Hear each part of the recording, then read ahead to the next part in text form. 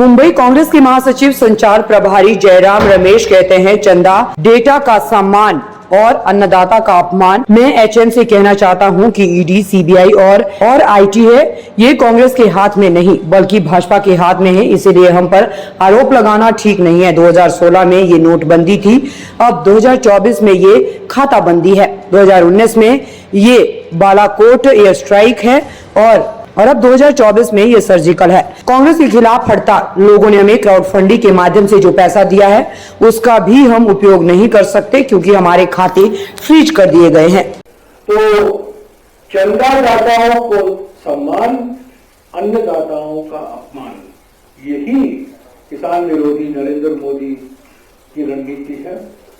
हम समझते हैं कि ये जो इलेक्ट्रल बॉन्ड घोटाला जिसकी जानकारी आई है और भी आएंगे और ये बिल्कुल साफ दिखाएंगे।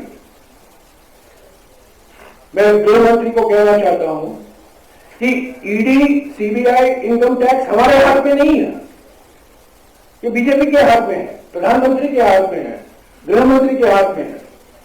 हम ठेका नहीं देते, हम कॉन्ट्रैक्ट नहीं देते बड़े बड़े पुल के लिए, बड़े बड़े हाईवे के लिए, बड़े बड़े रेल प्रोजेक्ट के लिए, बड़े बड़े कारखाने के लिए हम कॉन्ट्रैक्ट देने की स्थिति में नहीं है। तो हम पर आरोप करना, लगाना मैं समझता हूं पाखंडी। और एक बात और भी कहूंगा मैं, 2016 में आपको याद होगा नोटबंदी किया गया था। आज 2024 में खाताबंदी किया गया है। 2019 में बालाकोट सर्जिकल स्ट्राइक हुआ था, 2024 में कांग्रेस के खिलाफ सर्जिकल स्ट्राइक हो रहा है।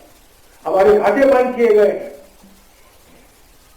हम खर्च नहीं कर पा रहे हैं हमारे चुनाव प्रचार के लिए, हमारी ट्रैवल के लिए, हमारी यात्राओं के लिए, हमारी पब्लिसिटी कैंपेन के लिए।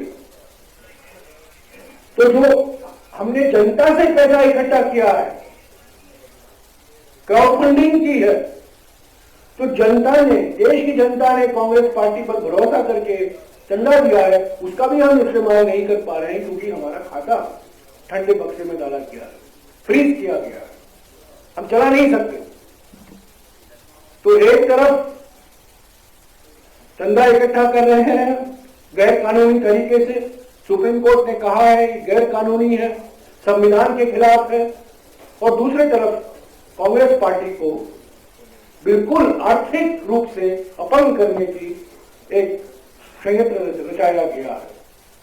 ये कर आतंकवाद है। असली आतंकवाद के खिलाफ तो नहीं लड़ेंगे, पर कांग्रेस से लड़ेंगे और कर आतंकवाद करेंगे। टैक्स एजेंसियों का इस्तेमाल करेंगे, ईडी का इस्तेमाल करेंगे, सीबीआई का इस्तेमाल करेंगे। यही मैं समझता हूं, कांग्रेस पार्टी समझती है कि देश के सामने 2024 में यही मुकाबला है। क्या लोकतंत्र बचेगा?